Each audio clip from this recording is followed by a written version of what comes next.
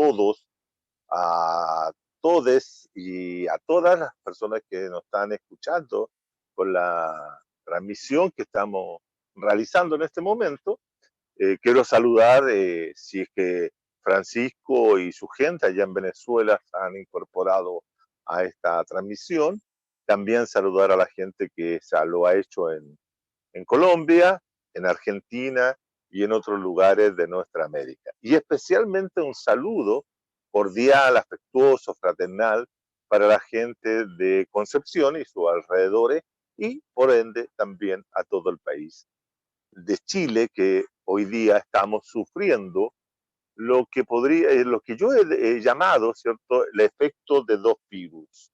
El virus liberal, el virus neoliberal, que es la misma cosa, pero con una suerte de derivado, y la pandemia de COVID-19 que nos tiene y nos afecta a la sociedad desde el año pasado, desde marzo del año pasado, hace ya un año y tanto, que estamos en una condición de encierro para poder soportar esta pandemia e evitar, ¿cierto?, que nos enfermemos y podamos pasar hacia, como se dice cotidianamente, hacia el patio de los callados.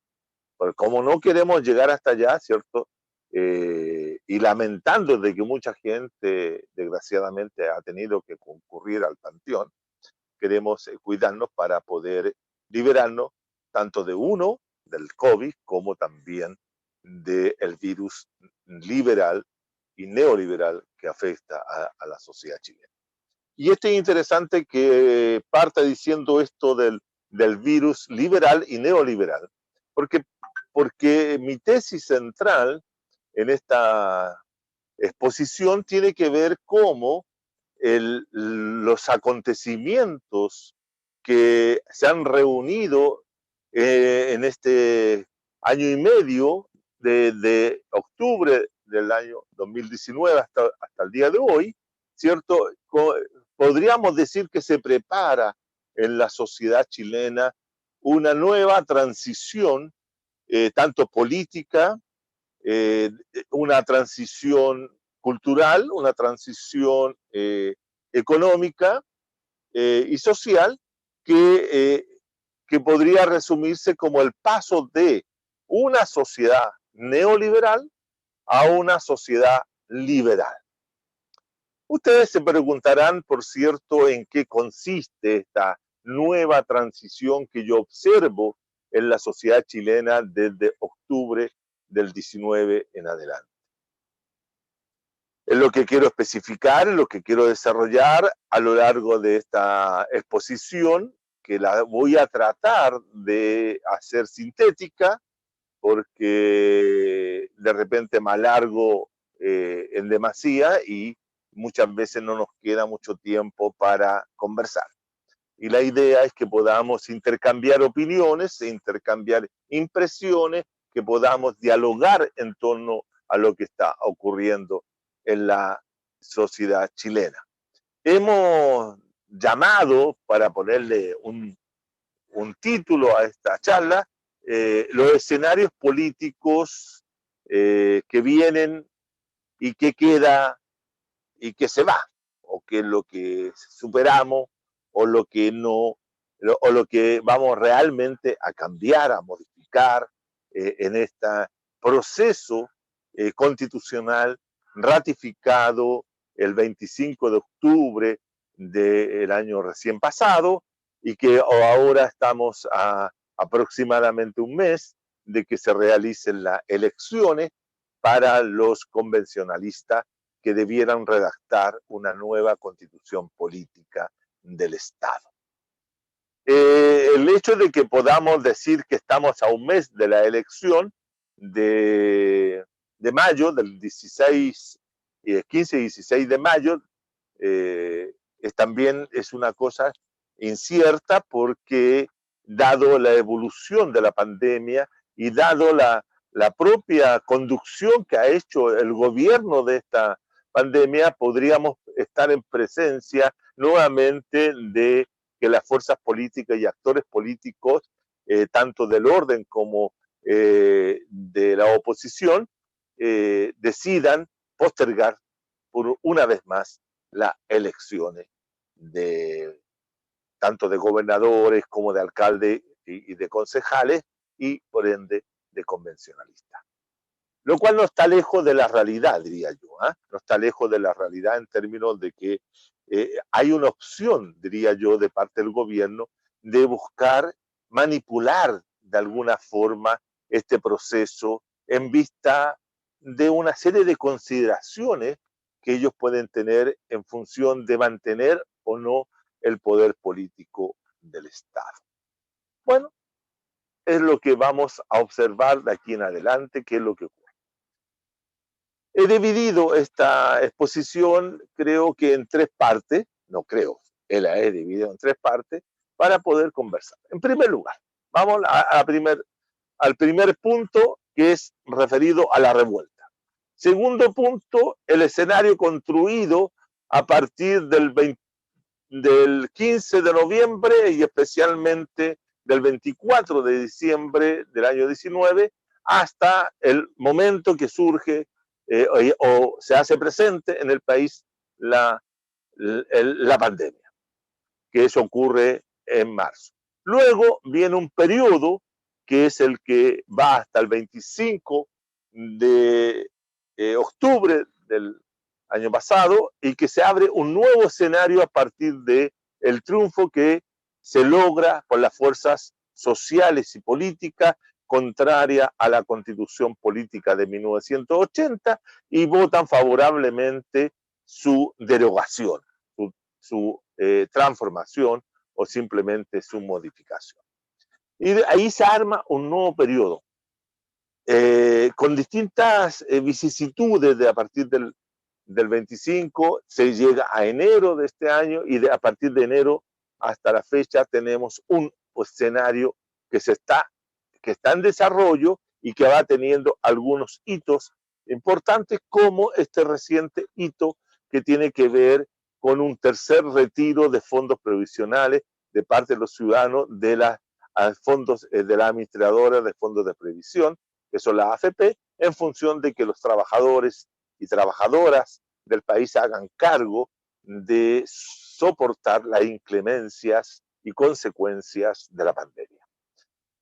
Hoy día estamos en una situación en que se mueve la sociedad en ese sentido. Hay un elemento que he considerado fundamental señalar y poder proyectar. En primer lugar, considero, y esto es lo que he expuesto en este libro que Felipe estaba señalando, en el libro ¿Qué pasó con la revuelta popular del 2019? En un análisis de esta situación yo he llegado a la conclusión de que la revuelta está derrotada y que estamos en un encierro electoral y que las fuerzas políticas que han decidido participar en esa convención tienen la vana ilusión, una ilusión falsa, una ilusión que no puede ser entendida, ¿cierto?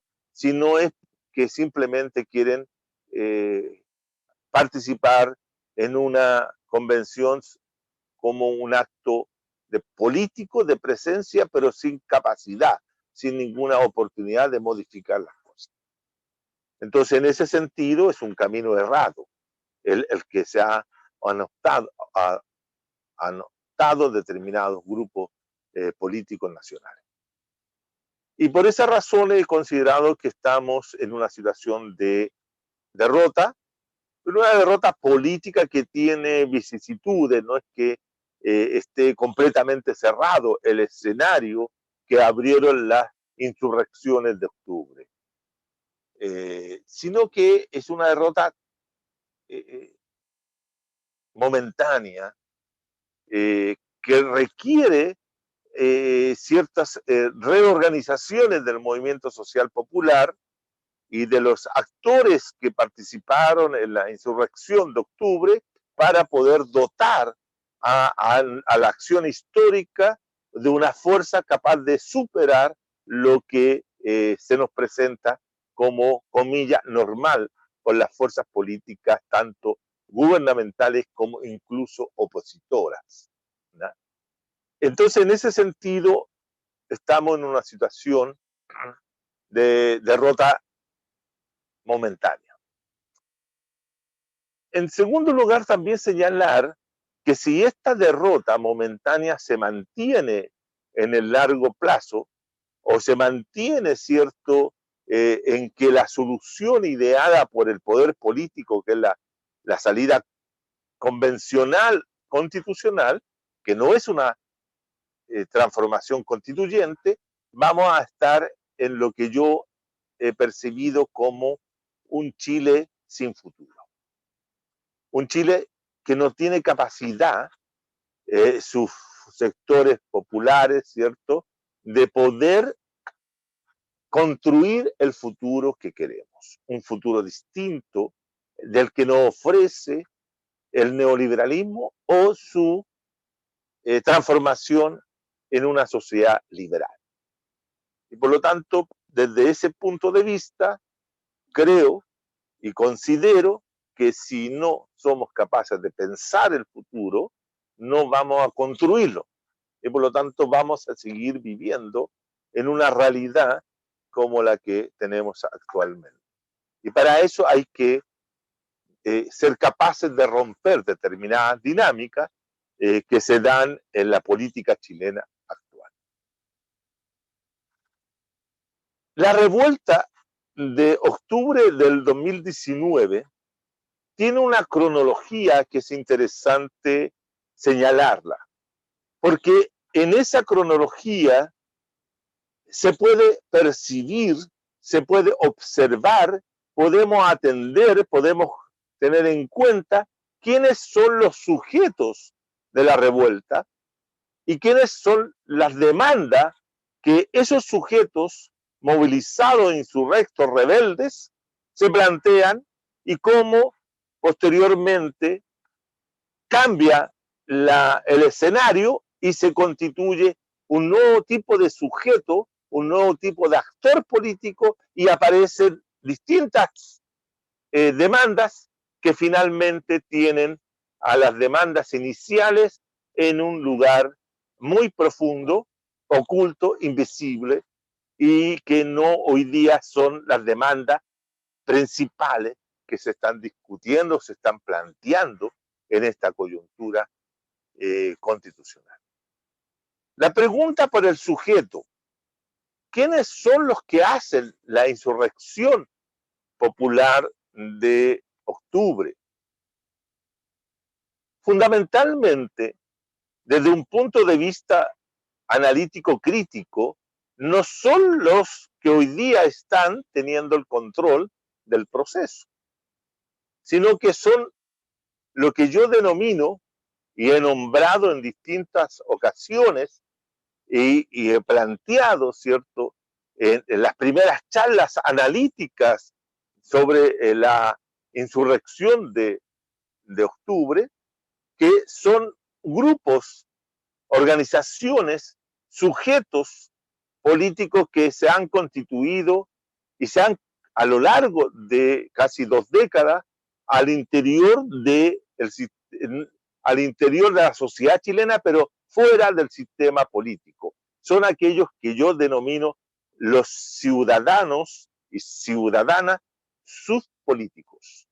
No en el sentido de estar que sean distintos o menores que los ciudadanos políticos, sino que son sujetos que están en los márgenes de la actividad política institucional y que no participan en esa institucionalidad y hacen una política y una praxis política fuera del sistema, se organizan, desarrollan actividades de aprendizaje, de acciones, pero fuera del mundo político formal.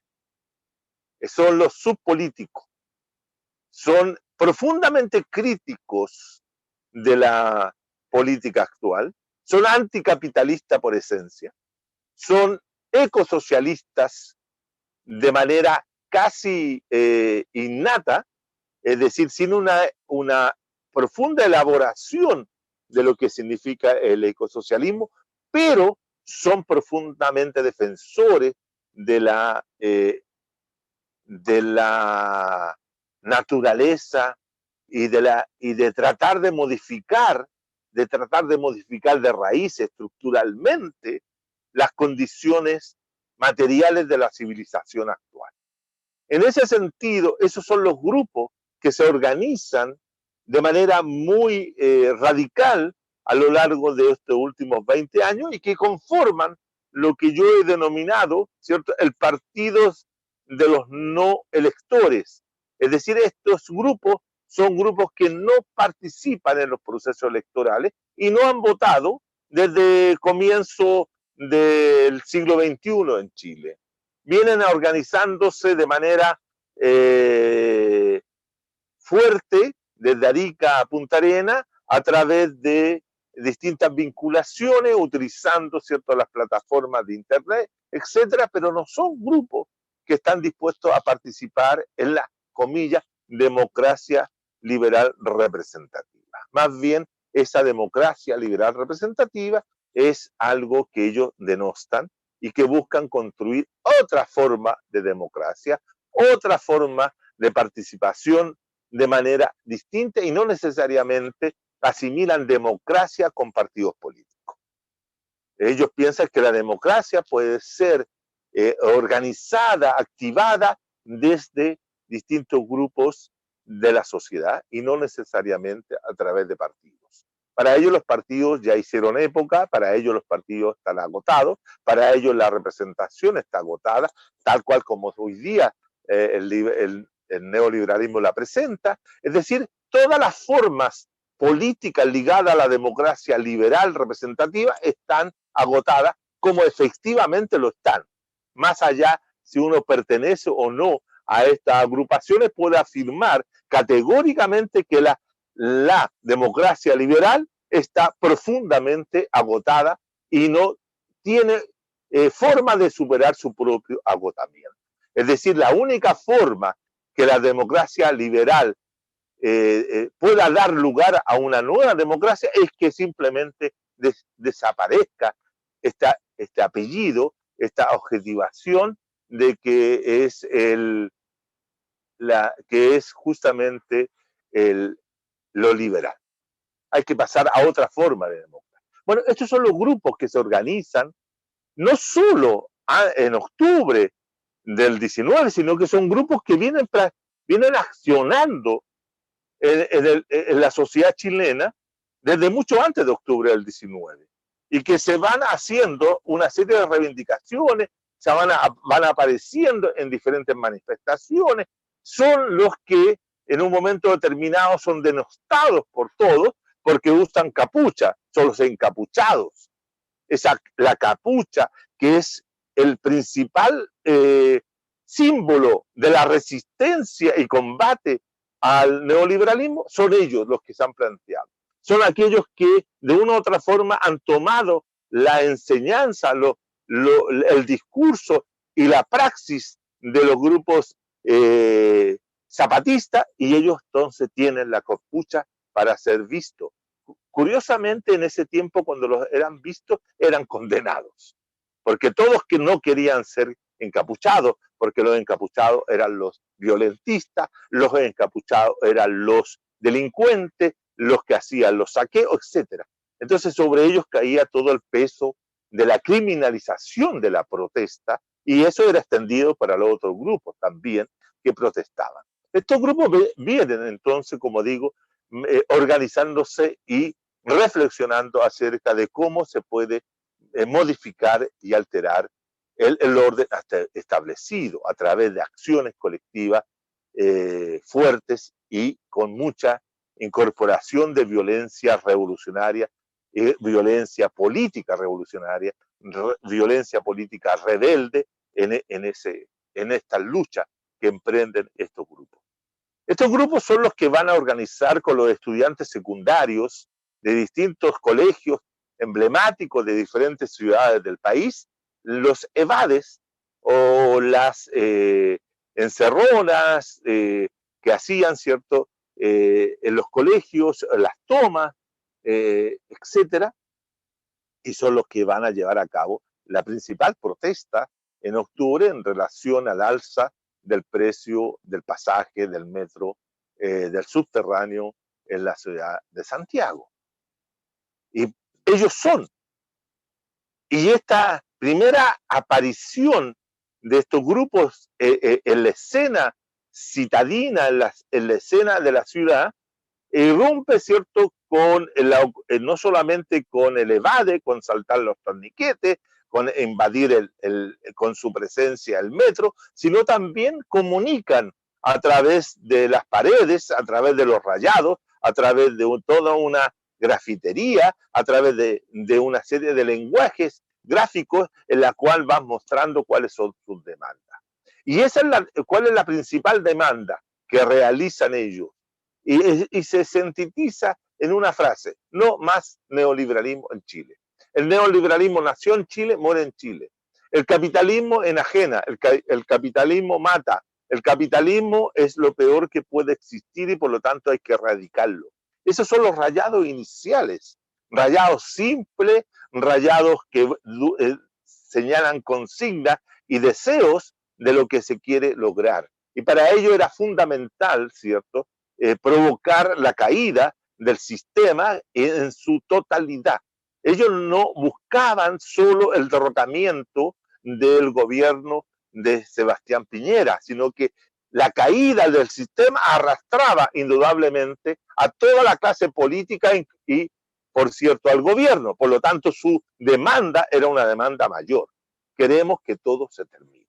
Todo el capitalismo que devasta la naturaleza y al ser humano tiene que dar lugar a la conformación de una nueva sociedad que permita a hombres y mujeres, niños y niñas vivir en armonía, vivir en paz, con justicia, igualdad, etc. Ese era el mensaje que cubrió las murallas de las principales ciudades de Chile, desde Antofagasta hasta el sur del país. De manera que esa demanda era mayor, era una demanda que era contra el poder constituido. Es decir, se luchaba y se planteaba la lucha por el poder. Por el poder, ¿cierto?, es que debe terminar con el poder de la clase dominante, el poder de los empresarios, del poder de las transnacionales, del poder de los medios de comunicación que dominan y que transmiten lo que a ellos les interesa. Es decir, era una proponer la posibilidad real y efectiva de hacer una revolución. Y por eso la violencia política asociada a todo el periodo tiene que ver con esto. Es decir, los actos de justicia popular que llevan a cabo estos grupos son inmensos y muy relevantes en materia de lo que es su capacidad operativa. Esto engendró el temor, obviamente, no solo el temor, el miedo político, no solo en el gobierno, no solo en el presidente Piñera y su gabinete y en sus partidos que lo acompañan, sino que en toda la clase política del momento.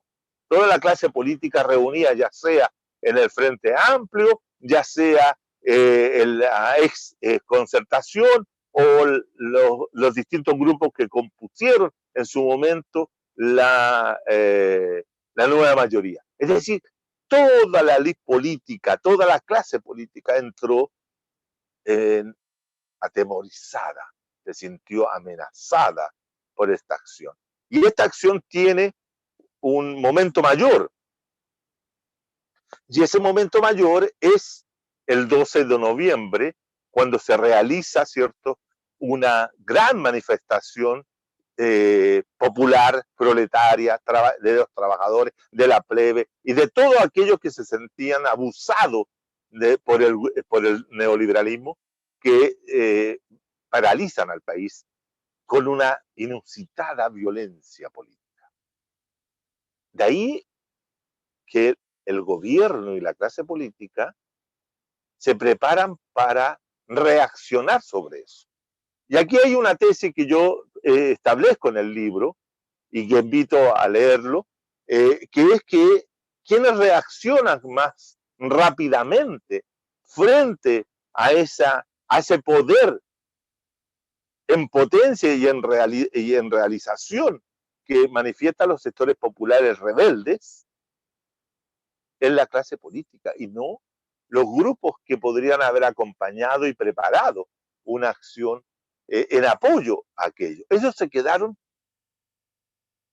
como mirando, como observando quiénes eran estos grupos, porque esos grupos no estaban dentro de sus visiones, dentro de sus radares, si ustedes quieren, porque los partidos políticos o las organizaciones políticas que estaban dentro de lo que era la mesa de unidad social, siempre han mirado hacia adentro del sistema político, hacia adentro de la institucionalidad, pero poco han considerado lo que ocurre fuera de la institucionalidad, lo que hacen y practican los grupos que están al margen de esa institucionalidad. Por lo tanto, para ellos, esos grupos son tan condenados como los condena la derecha, como los condena el gobierno, porque no lo entienden, porque ellos consideran que las formas de hacer política adecuadas son las que hacen dentro de lo que es la oposición extraparlamentaria. Entonces, esos grupos sueñan también y tienen la esperanza de transformarse en alguna oportunidad en oposición parlamentaria, como lo hizo durante muchos años el PC, que esperó pacientemente, ¿cierto?, hasta que se le abrió la puertecita y entró para hacer oposición parlamentaria. Eso también lo quieren los otros grupos que están dentro de estas organizaciones, pero no miran, no ven la fuerza política y social y la crítica política que hacen estos grupos que están en los márgenes. Por lo tanto, no supieron actuar para poder canalizar la potencia política que se manifestó el 12 y no tuvieron reacción. No tuvieron reacción, pero quien sí tuvo reacción de manera rápida, presta, fue la clase política que asumió el llamado que hizo el presidente de un acuerdo por la paz y la Constitución. ¿Por qué? Porque el presidente, ¿cierto?, había dicho que estaban en una guerra y esa guerra era contra un enemigo poderoso y que ese enemigo poderoso, ¿cierto?, podía provocar una serie de problemas para la sociedad chilena. Bueno, el 12 de noviembre, efectivamente, esa fuerza popular, esa fuerza estaba, y no hay que tenerle miedo a decirlo, los sectores anticapitalistas están siempre en guerra contra el capital. Si el capital es el principal enemigo de estas fuerzas, y por lo tanto estamos en guerra. Estamos en guerra, como lo dice el cientista político y teórico marxista John Holloway, en ese sentido. No es una guerra de estar con los fierros sobre las manos o con las armas, no, es una guerra ideológica, es una guerra política, es una guerra que tiene múltiples dimensiones y tiene distintos gestos y distintas acciones. Y esas acciones provocan, ¿cierto?, como ya lo he dicho en otra oportunidad, distintas grietas. Y esas grietas multiplicarse, como bien dice también John Holloway, esas grietas pueden provocar el derrumbe de un sistema que nosotros no queremos que exista. Bueno, ¿qué es lo que sucede frente al 12 de noviembre? Las reacciones de la clase política y convoca, y todos concurren. Están toda una noche discutiendo y terminan elaborando el acuerdo por la paz y la nueva constitución. ¿En qué consiste eso? Consiste simplemente en decir, mire, ¿sabe? Aquí lo que hay que entregarle y sacrificarlo, o sea, en el sentido de ponerlo en el altar del sacrificio como demostración de que queremos aceptar la voz de aquellos que están reclamando, es sacrificar a la Constitución Política de 1980, el legado más atesorado por parte de la oposición, perdón, por parte del gobierno y las clases dominantes. Y lanzan a la Constitución Política de 1980 al sacrificio. Pero antes de eso le dicen, mire, pero para llegar allá vamos a normarlo, lo vamos a hacer de manera tal que no vamos a llamar a una asamblea constituyente, porque una asamblea constituyente huele a populismo, porque la constituyente huele a sectores populares, porque ahí se puede pasar cualquier cosa, como ha ocurrido en Colombia, como ocurrió en Ecuador, en Venezuela o en Bolivia. Esa realidad esta clase política chilena no la quiere. Por lo tanto, no queremos que sea así, queremos que sea bien ordenadita, bien ajustada a derecho, apegada a las leyes, y para tanto vamos a hacer una serie de normativas que van a regir este sistema. Y ustedes saben ya que el 24 de diciembre del año 2019, el presidente regala a la clase media, a los sectores dominantes, a los actores, ¿cierto? Un paquete de normas que les van a tranquilizar la situación y va a poder generar una vía institucional y no ya una vía rupturista, una vía institucional para resolver supuestamente el problema nacional, que a través de un cambio constitucional, que es en la ley 20.200, que en el fondo es una ley que más bien genera un conjunto de candados que van cerrando las posibilidades de hacer transformaciones profundas y radicales, no en la constitución política, sino radicales en la estructura real del poder en la sociedad chilena. O sea, lo que se cancela el 15 de noviembre es la discusión por el poder. El poder no va a ser discutido. Lo que vamos a discutir, lo que se va a discutir en la convención, son las normas que rigen determinados poderes en la sociedad chilena, pero no el poder real de la clase dominante, porque esa va a estar y está resguardado en las normativas que ahí se plantean. Lo mismo pasa con el tema de la acumulación, etc. De manera entonces que lo que tenemos es que a partir de ese momento, del 15, y que va tomando cuerpo y que se va haciendo cada vez más potente el proceso constitucional por sobre la rebeldía, por sobre la insurrección, y que se va haciendo despejada del entorno nacional, o si ustedes quieren, de la escena, los rebeldes que vuelven de nuevo, ¿cierto?, estos grupos hacia los márgenes de la institución y dejan que esta conducción prosiga porque los actores comienzan a condenar también una serie de acciones que están relativas a esa posición. Y llegamos entonces al momento de marzo que había tenido atisbo de recuperar algo de la rebeldía que se había manifestado en octubre, pero ¡pum!, nos cae la pandemia.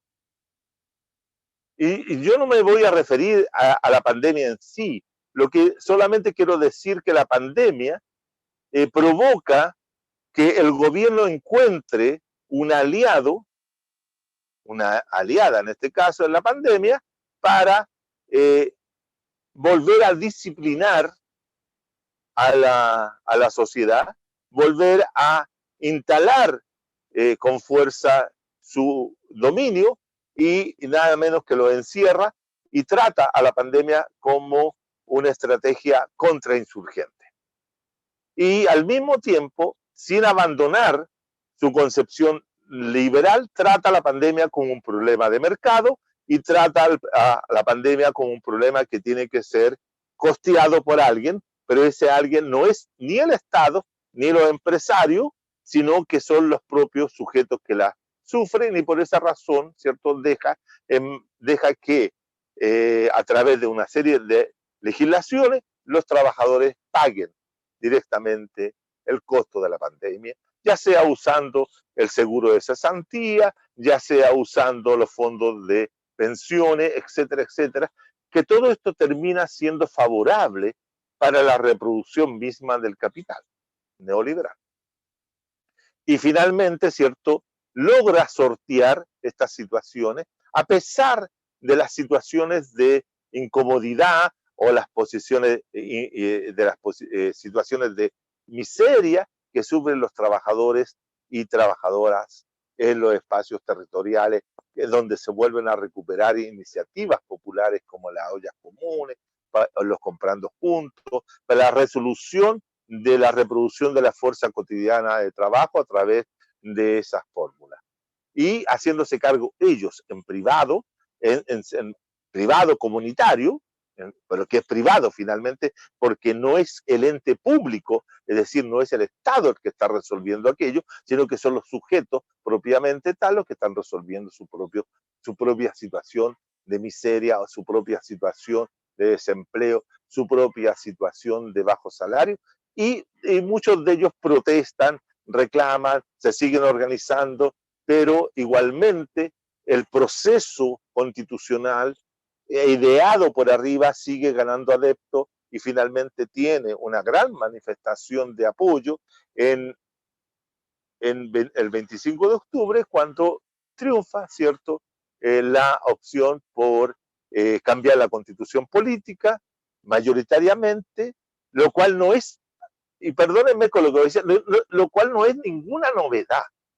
Es decir, pensar que fue una novedad que el, el, el, el apruebo obtenga cerca del 80% de los votos en esa, no es ninguna novedad, estimados y estimadas. ¿Por qué? Porque indudablemente uno de los legados más perniciosos de la dictadura era la Constitución de 1980.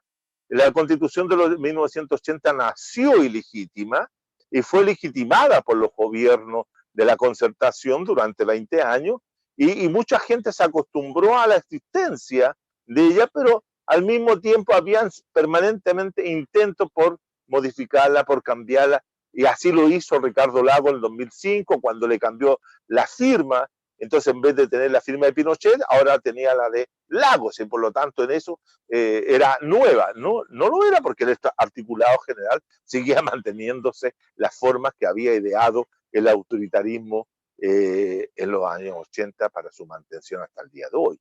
Por lo tanto, era un deseo permanente. Y por lo tanto, cuando se da la posición de decir que no a la continuidad, se le hace mayoritariamente.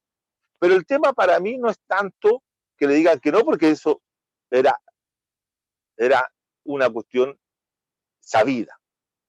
Lo que a mí me preocupa, estimados y estimadas, es por qué se va a cambiar esa constitución.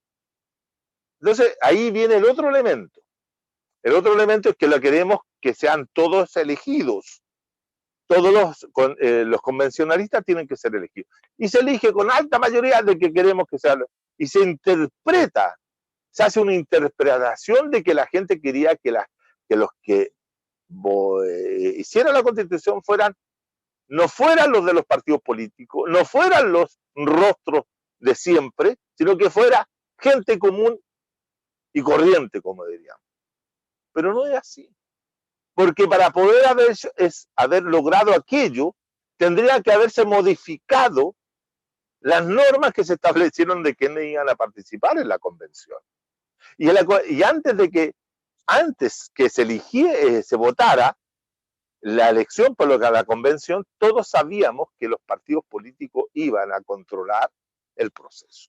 Los partidos políticos del orden, tanto de opositores gubernamentales como extraparlamentarios, son exactamente los mismos, los cuales tienen una bajísima credibilidad en el sistema político, pero ellos son de acuerdo a la legislación establecida, ellos son los que conducen el proceso. Por lo tanto, aquí los independientes o los no partidistas o los no militantes de partido que conforman listas independientes diría yo que por el sistema electoral configurado, que es el sistema Home, no tienen ninguna posibilidad de llegar con un número significativo de convencionalistas que pueda producir algo nuevo.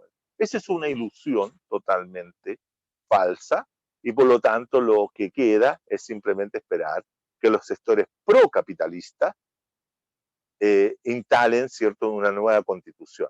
Y después, y uno revisando todas estas cosas que dicen, y sería muy largo poder hacer la enumeración, lo que pasa es que simplemente se plantea de que pasemos de un neoliberalismo ultranza, extremo, a una sociedad capitalista, democrática, liberal, donde sea una sociedad de derechos, como se dice, que lo cual no está mal, todo lo contrario, está bien, pero sin tener que terminar, sin poner fin al capitalismo. Ese es el punto. Es decir, si a mí me preguntan qué prefiero, tener un capitalismo ultranza como el neoliberal actual, por un capitalismo democrático, indudablemente que voy a decir que sí quiero eso, pero sin reparar que ese capitalismo democrático va a seguir siendo tan explotador de la naturaleza, tan destructor de la naturaleza como cualquier otro, porque no se le va a poner límite, o los límites que se le pongan van a ser tan reducidos que no va a cambiar mayormente. Tengamos presente lo que ha ocurrido en países recientes que han introducido algunas normas que han limitado o han querido limitar elementos del extractivismo minero, por ejemplo, lo que ha ocurrido en Ecuador o lo que ha ocurrido en Bolivia. Sin embargo, ahí se dice que hay avances, sí, puede ser, pero no se transformó el sistema productivo, ni se modificó, y la destrucción de la naturaleza por parte de los gobiernos progresistas que han asumido el extractivismo como modelo de desarrollo, continúa y siguen siendo capitalistas. Eso yo no lo quiero, por decirlo así, para mi país. Quiero otra cosa. Quiero otra forma de producción, quiero otra manera de generar la riqueza, quiero otra forma de participación de la ciudadanía en el disfrute de los bienes comunes. El tema es que si ganan los procapitalistas como van a ganar, y esto no tengo ninguna menor duda, nadie va a tocar el derecho de propiedad. Y el 1% que el que tiene el control de la riqueza va a seguir teniéndolo en la próxima constitución política. Claro, podrán decir vamos a poner un impuesto, como ahora se discute el impuesto de los nuevos ricos, pero va a seguir siendo. Y eso es lo que va a quedar. Es decir, lo que va a quedar, estimada y estimada, es la continuidad del sistema capitalista. ¿Por qué? Porque el sistema capitalista neoliberal chileno no ha sido derrotado. Piensen ustedes, tomen un lápiz y hagan los siguientes cálculos. Estábamos conversando hace un rato atrás con Felipe. La gran mayoría de la población se ha movilizado y grita, golpea cacerolas, sale a la calle, se manifiesta porque quiere el 10%. Que según ellos, y correctamente, es un dinero que les pertenece, que entregaron a una administradora de fondos de pensiones y esto, ¿cierto?, han manejado esos recursos y han generado rentas muy superiores a las que pueden pagar después como pensión. Entonces se plantea que eso es una reivindicación muy noble, sí, por cierto, porque viene a solucionar determinados problemas por la cual atraviesa, cierto, los chilenos y chilenas a lo largo y ancho del país. Estoy de acuerdo. Sin embargo, no obstante lo dicho, esa es una solución eminentemente neoliberal. No es que sea distinta, no es que por sacarle la plata hoy día a la AFP estamos terminando con el sistema, todo lo contrario. Fíjense de que del primer retiro realizado el año pasado, ahí más o menos por agosto, hasta la fecha han pasado aproximadamente 8 meses. Y la tasa de cesantía, si bien es cierto, creció, estamos en el 11 o 12, 10% de fuerza de trabajo cesante, la mayoría de la gente que estaba en la fuerza de trabajo sigue laborando. Es decir, hay un nivel de gente que labora, que recibe salario todos los meses, constante a partir de ese momento hasta la fecha.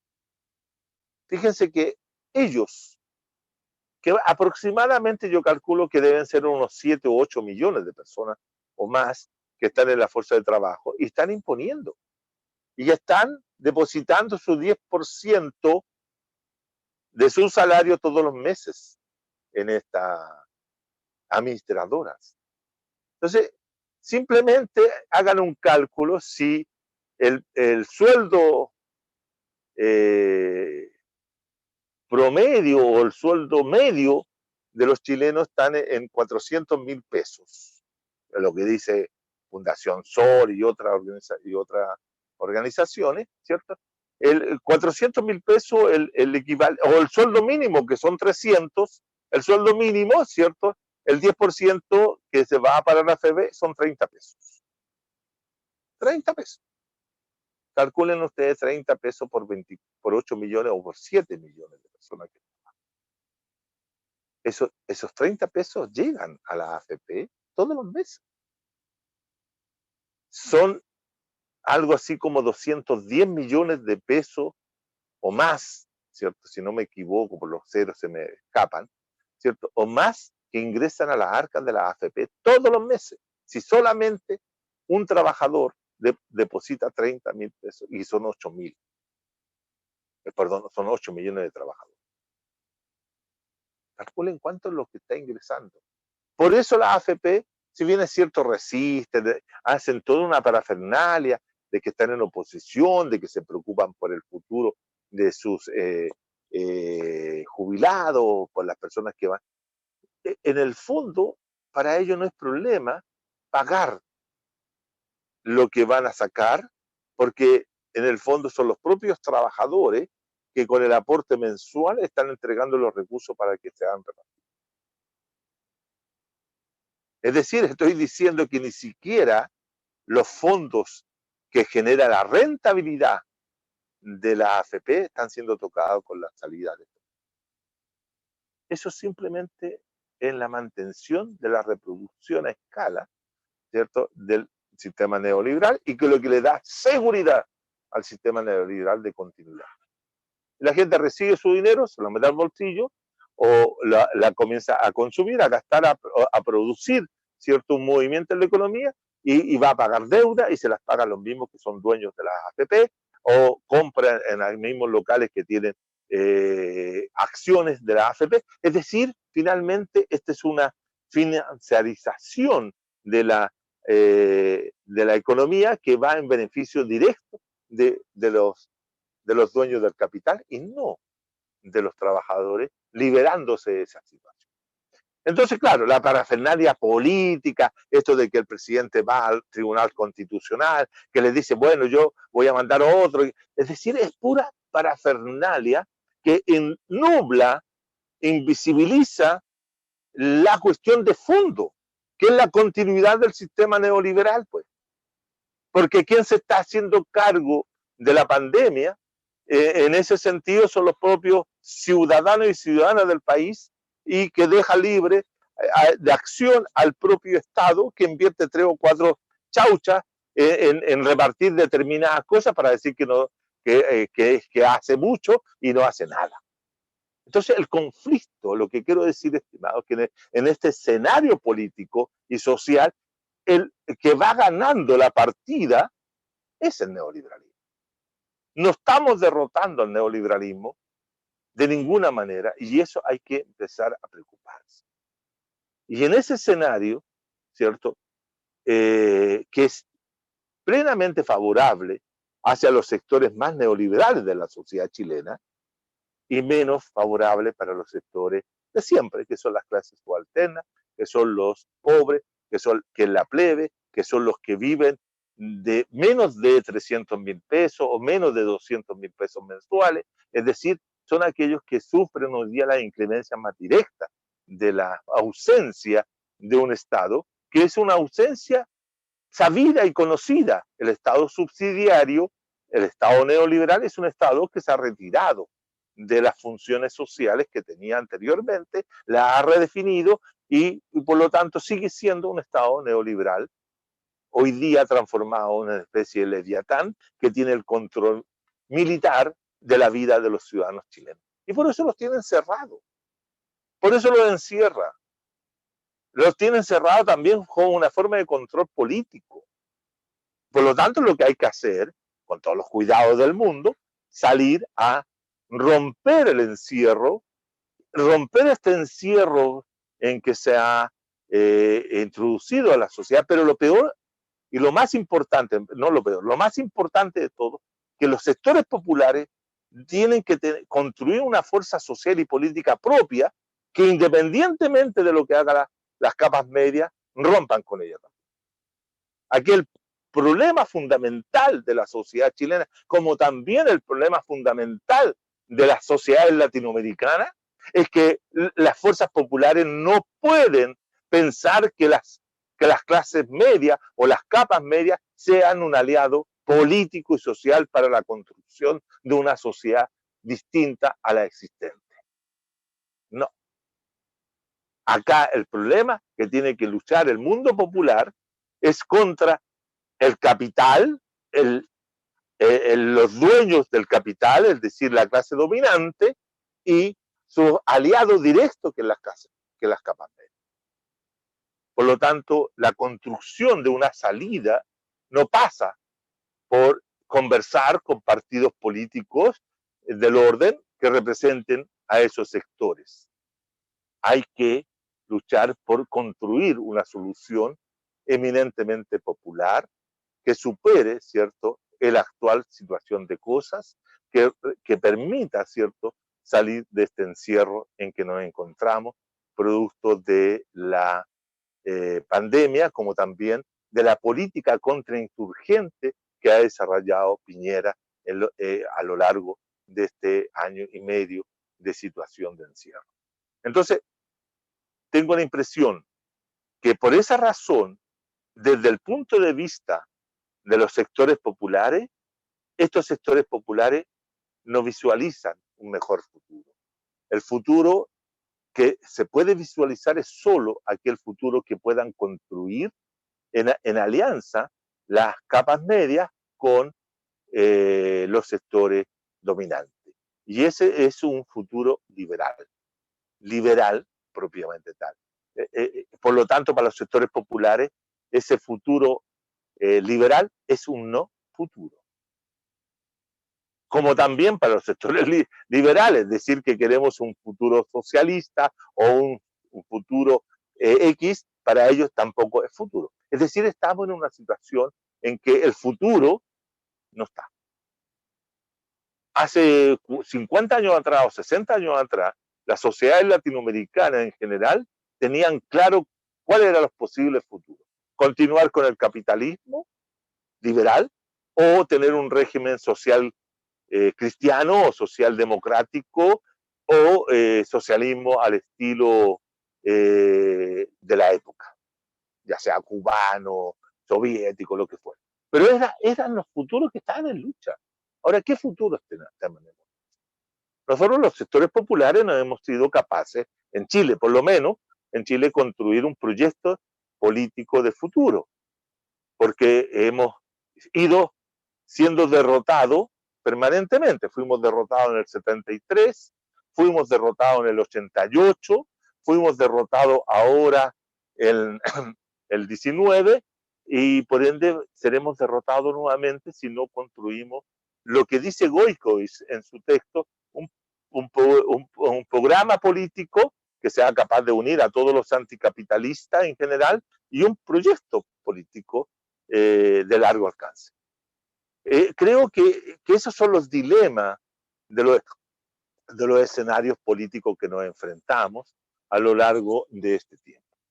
Dicho esto, dejo todos estos planteos para la discusión, la reflexión y a partir de este momento podemos conversar. Gracias a todos, a todes y a todas que han tenido la paciencia de escucharme. Gracias, Felipe. Bueno, muchas gracias, Juan Carlos, por tu exposición, bastante actualizada, contundente. Demos paso a los comentarios y preguntas. Comenzaré a leer. Ya, Francisco González desde Caracas, Venezuela. Excelente ponencia del camarada Juan Carlos, que hemos tenido la dicha de estar en eventos de discusión con nosotros. Y ahora ya entrando a las preguntas. Bueno, también tenemos a Virginia Ramos diciendo gracias, Juan Carlos. Tenemos a Carolina preguntando, profesor, ¿qué nos queda como tarea a nosotros? ¿De qué forma cree usted que podríamos fomentar y levantar un movimiento popular con más fuerza que no se deje comprar con palabras bonitas de la clase política? En primer lugar, Carolina, yo creo que hay experiencia acumulada de que no podemos confiar en la clase política. En primer lugar, si nosotros hemos siempre señalado de que la clase política está deslegitimada y que carece de credibilidad y que tiene un muy bajo prestigio entre la ciudadanía, no podemos pensar que esa clase política, esta clase política que está hoy día gobernando o que está en la oposición, va a producir cambios radicales o va a producir una situación favorable a los sectores populares como lo que uno quisiera, ¿no? Entonces, ¿qué es lo que queda? No queda más que organizarse, prepararse y luchar por hacer que nuestras ideas, nuestros planteos, sean las que se impongan o que se instalen en la discusión para generar una gran salida rupturista. Porque si nosotros no hacemos eso, finalmente vamos a quedar mirando cómo los otros hacen lo que ellos quieren y producen aquello que yo denomino una constitución política burguesa, liberal, mientras que nosotros, que queremos construir algo distinto, observamos reclamando, enojados, molestos, porque no hemos sido capaces de lucharle el espacio. Yo aquí en el libro que comentaba hace un rato, también señalo que una de las fórmulas que a mí se me imagina que deberíamos trabajar es construir aquello que la clase política negó, que es la Asamblea Constituyente Popular Revolucionaria, pro-socialista, igualitaria, pro plurinacional, etcétera. Es decir, integrar todo aquello que estamos por una sociedad radicalmente distinta en una sola posición y crear, desarrollar, elaborar, ¿cierto? Un documento, una constitución política popular. Fíjense ustedes que para los chilenos y chilenas que presentes, como también para los camaradas que están afuera, de contarles un hecho. Fíjense que ustedes que Luis Emilio Recabarren, aquel que se le reconoce como el gran organizador del movimiento sindical, el movimiento obrero chileno a comienzos del siglo XX, cuando llegó a una situación de crisis semejante a la que estamos hoy día viviendo, el compañero Recabarren, ¿cierto? Escribió, elaboró una constitución política del Estado, que la llamó Constitución Política Federal de la República Socialista de Chile, ¿cierto? Para darse una constitución de esa naturaleza, alternativa a la constitución política de 1925. Y esa constitución política era una propuesta distinta a la constitución del 25 y que era también diferente a los preceptos constitucionales que elaboraron los representantes trabajadores e intelectuales en la convención, en la constituyente popular de febrero de 1925, que elaboraron no una constitución, lo que elaboraron fueron preceptos y que los escribieron, los redactaron, le dijeron que esto es lo que queremos y se lo fueron a dejar al presidente de la República de aquel momento, que era Arturo Alessandri Palma, y Arturo Alessandri Palma, que él tenía clarito, él tenía muy claro lo que era y lo que debía ser el proyecto constitucional y el sistema político que debía instalarse en Chile como una forma de superación de la crisis del Estado oligárquico, la pescó y la votó. Porque una constitución política es una suerte de regulación del poder político, de regulación del poder legislativo, regulación del judicial, de sus interrelaciones y de los derechos de los ciudadanos. Entonces, si los sectores populares generan su propia constitución, están diciendo que esta es la constitución y este es el Estado, el diseño estatal que nosotros nos proponemos. Y la burguesía hace una constitución política de acuerdo a los preceptos de la burguesía. Fíjense ustedes que Recabarren planteó en la constitución política que él escribió la colectivización de los medios de producción, la colectivización y la socialización de los medios de producción del país. Proponía otra forma de propiedad de los bienes comunes, si ustedes quieren. Por lo tanto, la constitución del 25, aprobada por Alessandri, con el apoyo de las Fuerzas Armadas y demás poderes fácticos del país, establecieron la propiedad privada con un sello inviolable que no se podía tocar. Entonces, ahí hay dos constituciones distintas. Y hoy día, ¿cierto?, nos vemos en cada momento en que distintos gremios, especialmente del capital, aparecen diciendo de que ellos van a defender el derecho de propiedad en la próxima convención. Es decir, ya hay una idea de que acá no se va a admitir tocar el derecho de propiedad. Y el derecho de propiedad, estimados y estimadas, hay que tenerlo claro, es la base material que sostiene el sistema capitalista. Entonces, si tocamos el sistema, el derecho de propiedad, vamos a tocar todo. Y de ahí comienza tal vez el desmoronamiento del capitalismo. Sin tocarlo, tenemos capitalismo para siempre. Y por lo tanto, Carolina, tenemos que organizarnos y desechar la convención, provocar que la convención pase a ser lo ilegítimo del proceso. No concurrir a votar por ninguno de esta gente que está postulándose. Porque cualquier voto que se entrega allí, se está entregando un granito de legitimidad de ese proceso. Es lo que hicieron los jóvenes, la gente que fue a votar, mayoritariamente el 25 de octubre, que terminaron legitimando el acuerdo de noviembre, del 19.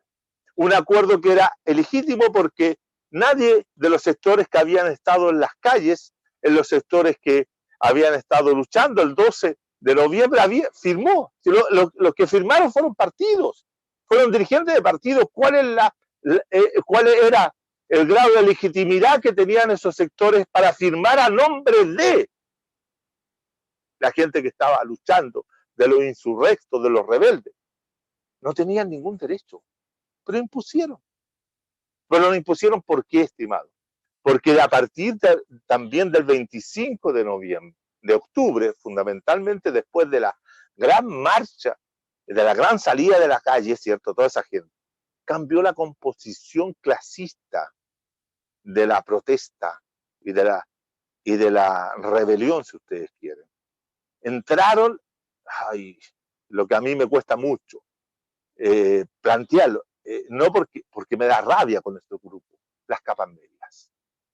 Las capas medias. Aquellos que viven el mundo como si fuera light, ¿no? Que viven el mundo como si fuera un problema así de cambiar esto y cambiar este otro y vamos a seguir mejor. No.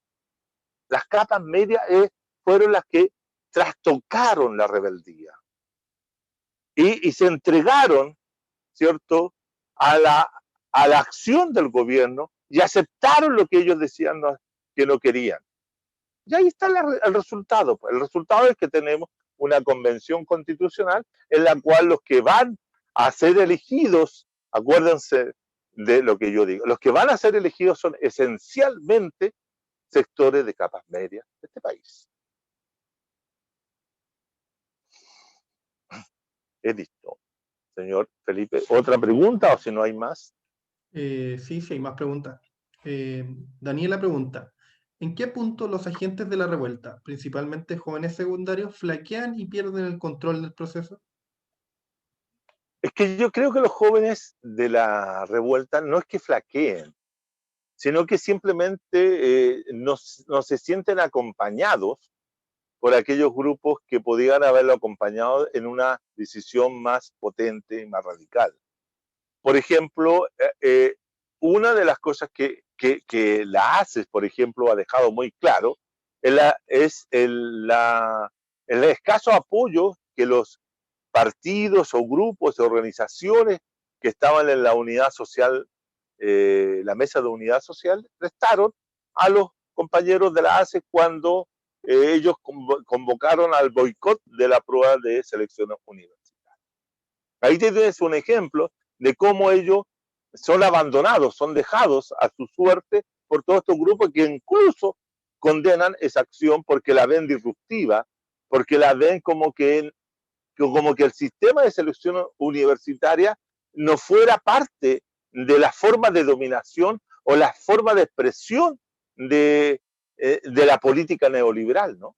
Entonces, como que hay lugares para determinados actores que sí son expresiones del neoliberalismo y por lo tanto, como si esos elementos son expresiones, hay que combatirlos, pero otros que son igualmente, ellos no los consideran y no los apoyan simplemente. Y por eso la ACE se va de la mesa de unidad social, como también se van grupos de las mujeres que tampoco consideran que ellos están dispuestos a apoyar hasta la última instancia la lucha por los derechos de las mujeres y del movimiento feminista. Entonces ahí donde se ven las disputas internas que esto tiene y que debilitan las posiciones más rupturistas en función de las posiciones más acorde con la institucionalidad.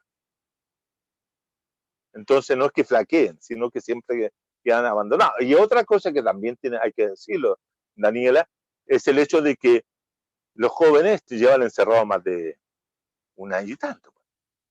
Entonces los jóvenes están encerrados también, los jóvenes que por naturaleza son activos en la calle, por una serie de razones, biológicas, etcétera, ¿cierto? Hoy día están encerrados y hacen a duras penas, hacen algunas cosas para poder protestar, manifestarse, etcétera. Entonces, en ese sentido, la pandemia, más allá de las consecuencias sanitarias que provoca, ha provocado una suerte de paralización, de suspensión de la propia protesta, ¿no? Y de la propia acción colectiva de los sectores populares. Eh, no se puede decir que estamos en un momento de agitación, de ninguna manera. Golpear las cacerolas desde las casas no hay problema. Total, la golpeas desde el balcón, desde la puerta, etcétera. Pero más que eso, no hay mayores acciones. Bueno, lo que comenta Ignacio, o sea, pregunta Ignacio, ¿cómo es la política de los llamados grupos desde los márgenes? ¿Qué podemos tomar de estos grupos para la praxis política concreta? Es interesante esa pregunta porque permite adentrarse en en un mundo que para la mayoría de la ciudadanía es relativamente desconocido. Porque sabemos mucho de lo que pasa y hacen los partidos, pero sabemos muy poco de este grupo. En primer lugar, a mí lo que me resalto de estos grupos es su profundo sentido anticapitalista. Eso, no transar con el mundo capitalista de ninguna manera. Por lo tanto, ellos tienen una praxis también que va acompañando aquello. El otro elemento que lo veo es la horizontalidad de las relaciones sociales, políticas y culturales que establecen. Es decir, para ello no necesariamente las cosas tienen que ser con una jerarquía o con un liderazgo claro, estable y por sobre el resto, sino que todos pueden ser líderes y todos son líderes de sus propios grupos o dentro del grupo hay varios líderes, por decirlo así, de manera fácil, ¿no? Y por lo tanto practican también algo que a los demás sectores generacionales jóvenes de este país les falta, que es la formación política. Ellos son muy estudiosos, muy analíticos, leen mucho, tienen formas de reproducir los escritos, conversan, discuten. Yo he estado en algunos de esos discutiendo con ellos y son realmente buenos para la discusión teórica y que la van traduciendo también en una acción política específica. Eh, Hay que conocerlos para poder entenderlos. Hay que entenderlo dentro de la lógica de que ellos se proponen realizar, que no comparten nada de lo que está hoy día en el sistema. Por eso son antisistémicos. La mayoría de los partidos de izquierda que conocemos tradicionales son partidos de sistema. Se mueven dentro del sistema y les cuesta moverse contra el sistema. Pero estos grupos no, estos grupos no. A mí me encanta también la solidaridad que tienen entre sí.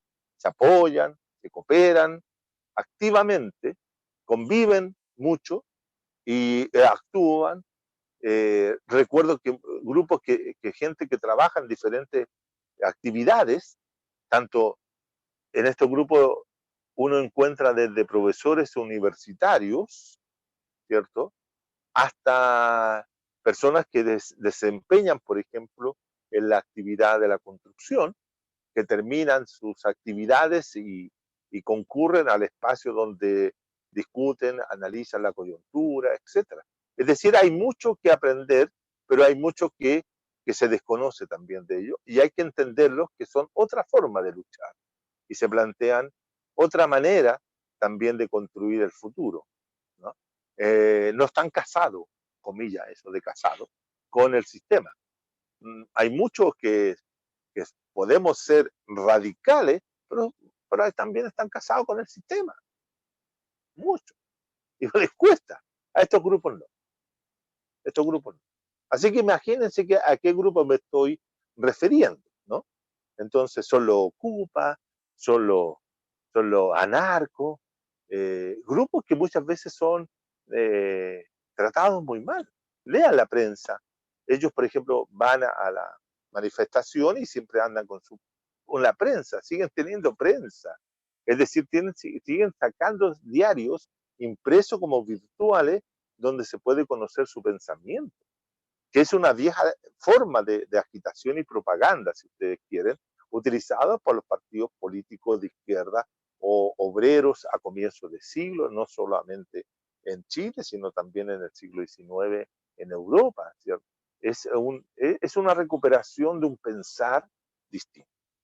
Y creo que ahí hay mucha potencia en todas sus actividades.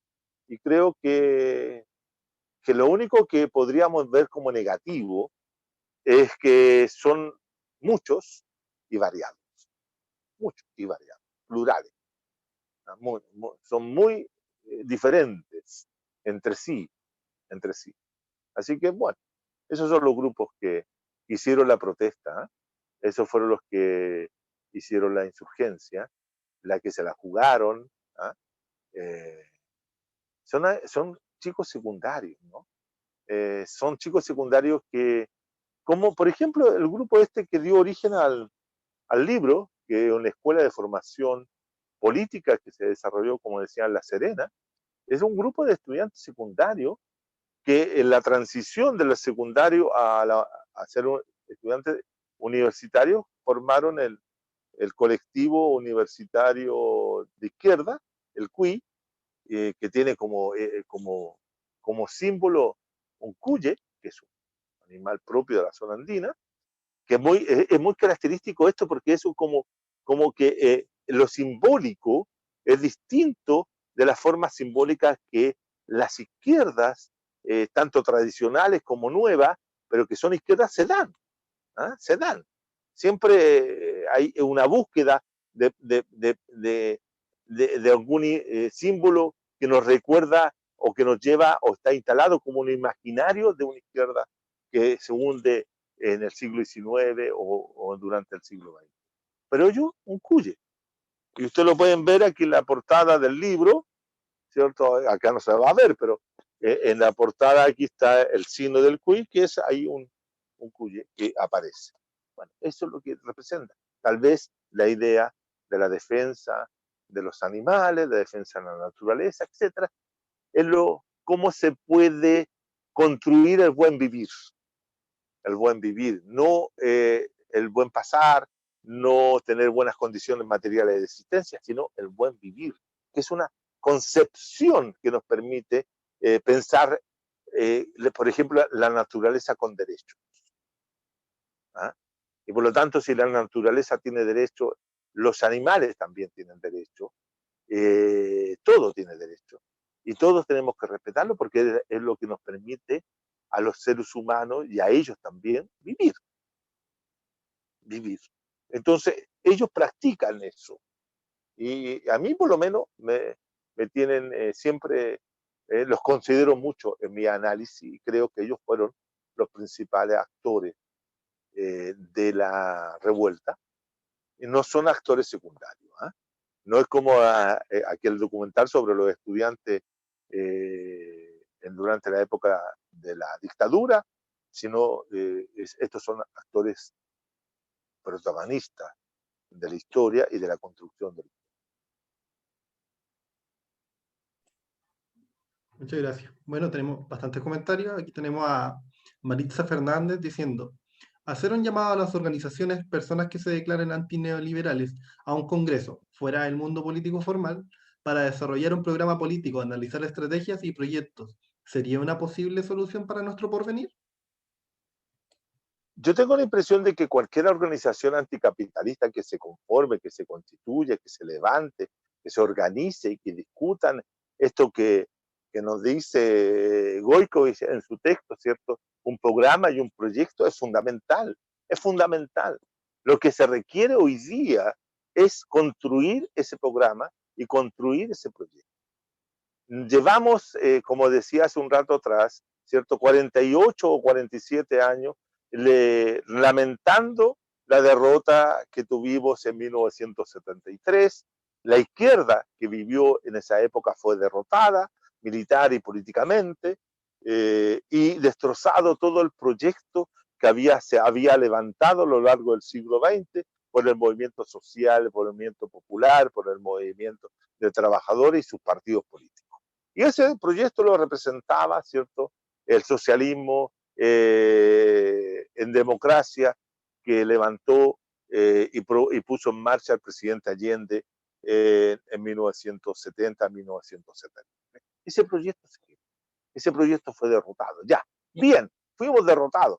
No podemos seguir llorando sobre, muy respetuosamente lo digo, para que no se nos ofenda a nadie, pero no podemos seguir lamentando ni llorando la pérdida. Tenemos que ser capaces de sacar fuerza y aprender de los ejemplos de muchos compañeros y compañeras que cayeron, ¿cierto? En esa lucha, sacar el ejemplo y levantar un proyecto que nos permita ser anticapitalistas foribundos, ser anticapitalistas totales y completos las 24 horas del día, hacer acciones que nos permita ir arañando, construyendo grietas, provocando ciertas rabias, iras, enojos, y declararle francamente la guerra al capital. En ese sentido, uno tiene que ser un guerrero en contra del capital todos los días. Todas nuestras acciones tienen que pasar por aquí. Y en ese sentido, Marisa, yo tengo la impresión de que organizar una situación con esa, pero tienes que tener claro de quiénes van a concurrir, porque si tú esperas que van a concurrir los sectores que hoy día están dentro del camino institucional, va a fracasar, porque ellos van a ir con la intención de querer lograr, ¿cierto?, atraer a la gran cantidad de personas que participen en ese, o agrupaciones sociales, políticas que pertenezcan, o perdón, participen en ese congreso futuro hacia el sistema institucional. Entonces tiene que declararse rupturista esencialmente con la vía institucional actual, para poder tener independencia, autonomía de lo que hoy día está. Tiene que ser un anticapitalismo autónomo. ¿De quiénes? De los partidos políticos que están corriendo en la pista institucional. Es decir, no quiero nombrar a nadie para no entrar en polémica, pero todos los que están corriendo hoy día por estar en la Convención Constitucional no podrían estar en una acción porque aunque se declaren anticapitalistas, el problema sustantivo es que ellos cuando entren a ese sistema van a terminar avalando el capitalismo, salvo que renuncien una vez que ya han sido elegidos y cuando estén en la convención y se den cuenta de que no van a poder cambiar nada, renuncien y declaren, como se dice, patear el tablero cuando se esté jugando. Pero eso puede ser o no puede ser. Pero creo que lo que tú planteas es correcto, es legítimo. Hay que concurrir, hay que convocar a todas las agrupaciones anticapitalistas, antipatriarcales, pro, eh, pro integración de todos y de todas a una sociedad, a un proyecto de sociedad profundamente igualitario y profundamente democrático. Pero no democrático en el sentido liberal del concepto, sino liberarnos de ese concepto de democracia liberal. Y también liberarnos también del concepto de otras democracias, como democracia popular. Por ejemplo, no estamos diciendo que queremos la democracia popular que tenían los socialismos reales. No, que esa era la democracia del partido único. No, estamos diciendo una democracia que se articule, ¿cierto?, los distintos grupos, los distintos sectores que conforman la sociedad de manera comunitaria, colectiva, que todos puedan participar en la generación de las tomas de decisiones, qué sé yo. Inventar, reinventar la política, reinventar la democracia, reinventar todo desde el hacer colectivo de los sujetos, pero no de los colectivos individualistas que hoy día existen. Es decir, un colectivo que sea integrador de todos. Porque si ustedes hoy día observan, la sociedad chilena es una sociedad de colectivos, pero cada colectivo es individualista en sí mismo. ¿Ah? Y todos quieren lograr derechos o ciertas prerrogativas para ellos en cuanto colectivo cerrado, muy parecido entre sí, que es distinto del otro, etcétera. No, acá necesitamos la configuración de un sentido comunitario que integre a todos los que pertenecemos o habitamos este territorio llamado Chile.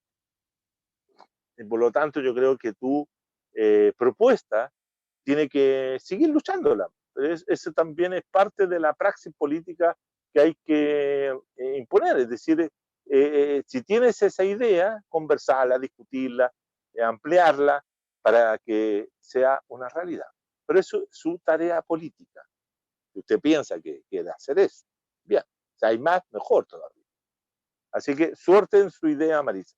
Todas las ideas son positivas, todas las ideas son potentes, siempre y cuando tenga como horizonte no seguir en la misma situación que estamos hoy. Felipe. Ya para ir finalizando, tenemos a Sandra Nieto que comenta algo que ya está bastante comentado. Ante la diversidad de manifestaciones políticas, ciudadanas, colectivas, que expresa que el problema es unir esas voces en un proyecto, en un programa político de largo alcance. Tal vez sería reconocer las nuevas formas de convocar, participar y decidir en esta sociedad de la fragmentación, de los dispositivos, espacios digitales, del encierro. Bueno, yo diría una cosa, Sandra, y te saludo desde acá de Santiago de Chile, que tú estás por allá y les cuento a los demás compañeros y compañeras que están ahí, que estás en Bogotá, en Colombia. Gracias por estar escuchando esta conversación, esta charla, etcétera. Es que lo que sucede es que tú describes lo que existe y lo que hay que superar es lo que existe. Por lo tanto, hay que borrar, terminar, desdibujar todo aquello y construir otras cosas.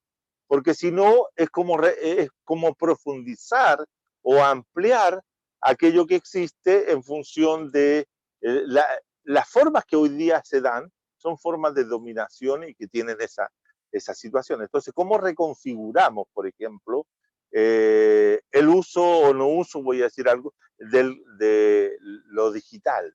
El encierro es un encierro que puede tener una finalización cuando seamos capaces como sociedad de frenar el avance del COVID-19, o si somos capaces para enfrentar próximas pandemias de una manera distinta a partir del aprendizaje.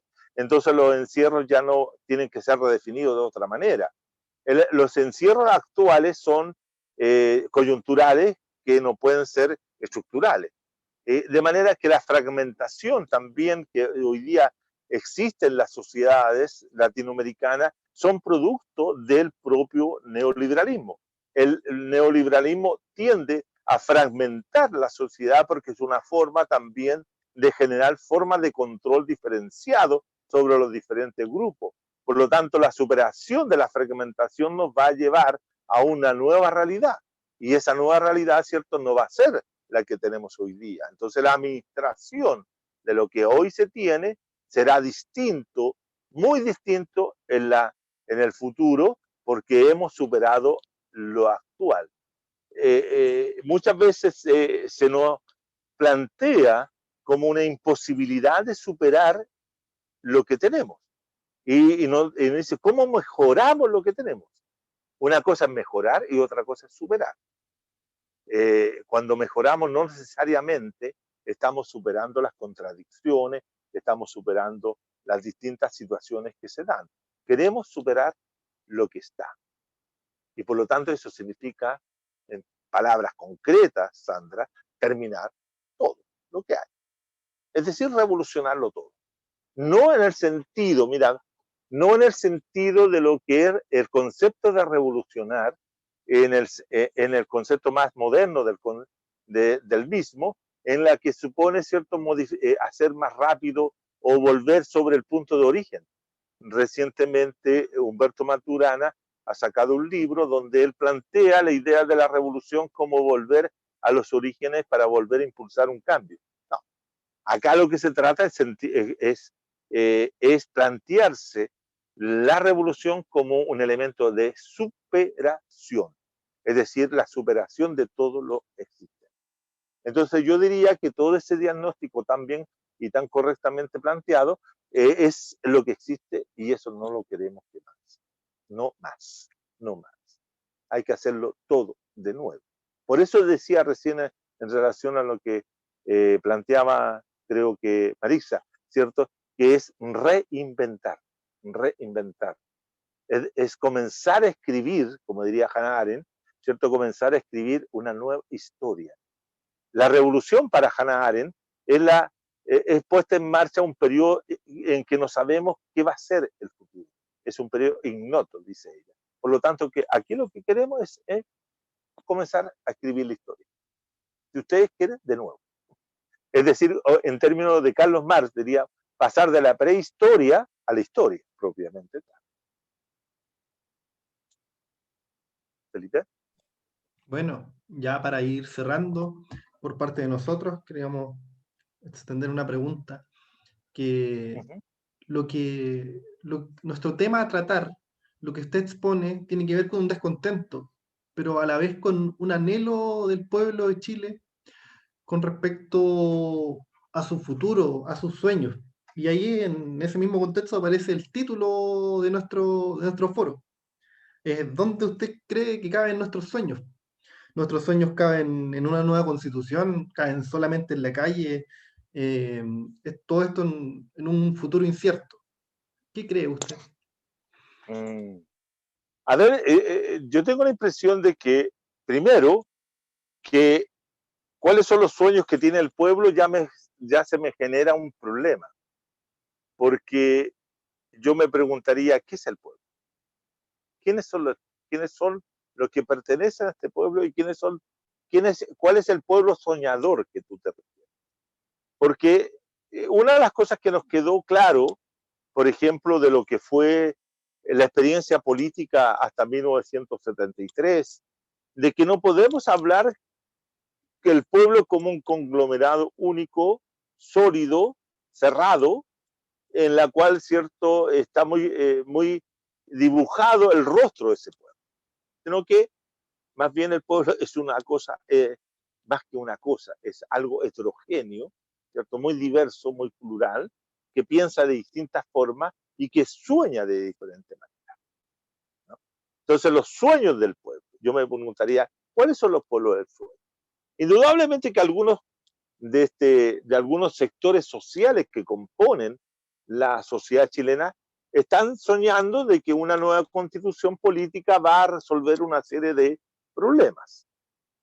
Por eso yo prefiero, si tú quieres, más hablar de sectores sociales o, si tú quieres, ya más derechamente de clases sociales.